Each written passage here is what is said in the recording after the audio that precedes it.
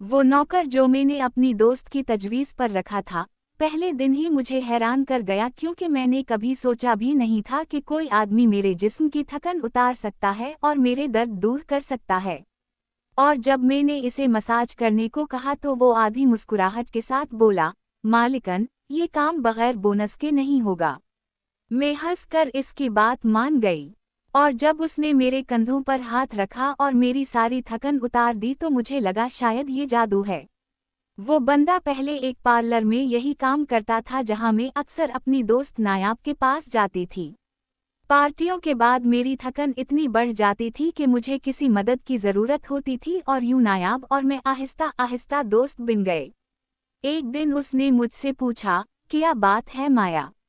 आज तुम बहुत थकी हुई लग रही हो। क्या तुम अपना मसाज नहीं करवाती? मैं शर्म से आंखें बंद कर ली और कहा, आजकल पार्टियों की वजह से मेरे जिस्म में दर्द रहता है। वो मुस्कुरा कर बोली, हर अमीर औरत के घर एक मसाज करने वाला होता है। मैं हैरान रह गई। सोचा वाकई अब ऐसे लोग घर पर आते हैं और मैंने दिल में सोचा कि ये राज नायाब तक महदूद रहना चाहिए। इसलिए मैंने बेफिक्री से कहा कि हाँ, एक मुलाजिमा मेरे जिस्म के मुख्तलिफ हिस्से दबाती है। वो हंसकर बोली कि मैं तो मुकम्मल बॉडी मसाज की बात कर रही हूँ जिससे सारी थकन और दिन भर का बोझ दूर हो जाता है। मैं हैरान हुई लेकिन अंदर से खुश भी क्योंकि ये बात मुझे पहले मालूम नहीं थी। यूं अगले दिन में पार्टी से फारिग होकर इसके पार्लर गई और एक कमरे में लेटी जहां एक लड़की ने मेरा मसाज शुरू किया।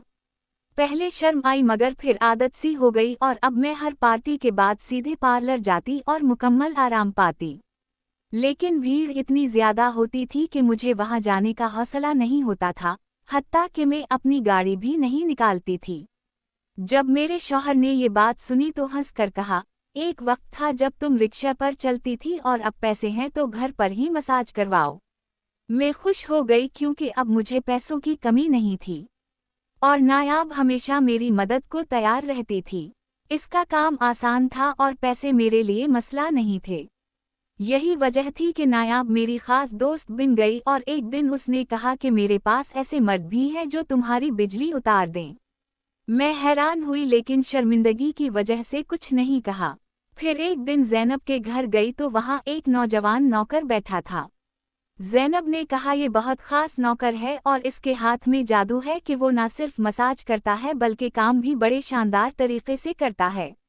मैं घर आकर अपनी एक दोस्त को फ़ोन पर बताया तो वो हंस पड़ी कि नए अमीर हो तो ऐसे कामों का पता नहीं होता। और यूं मैंने खुद भी इस नौकर के हाथों मसाज करवाया और उसने मेरी सारी थकन दूर कर दी।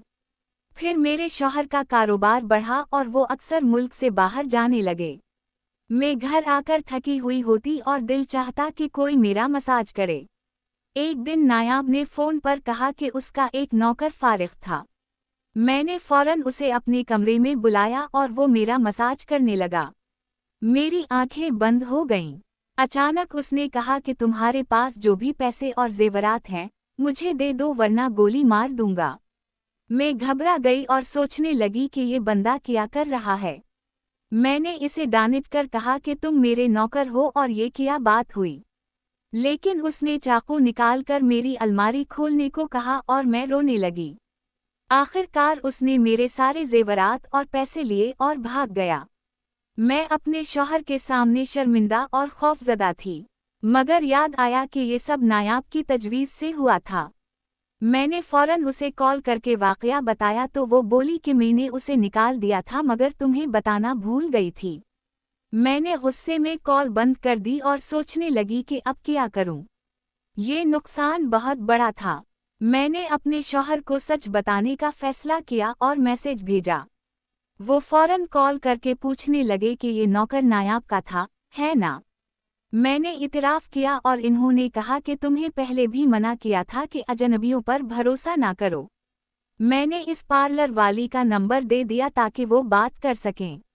लेकिन कुछ देर बाद मेरे शौहर ने कॉल करके कहा कि नंबर बंद है। शायद वो नौकर के साथ मिली हुई है। फिर एक हफ्ते बाद शौहर वापस आए और फ़ौरन थाने ले जाने को कहा। मैं डरते डरते थाने पहुंची तो आगे नायाब और वही नौकर खड़े थे।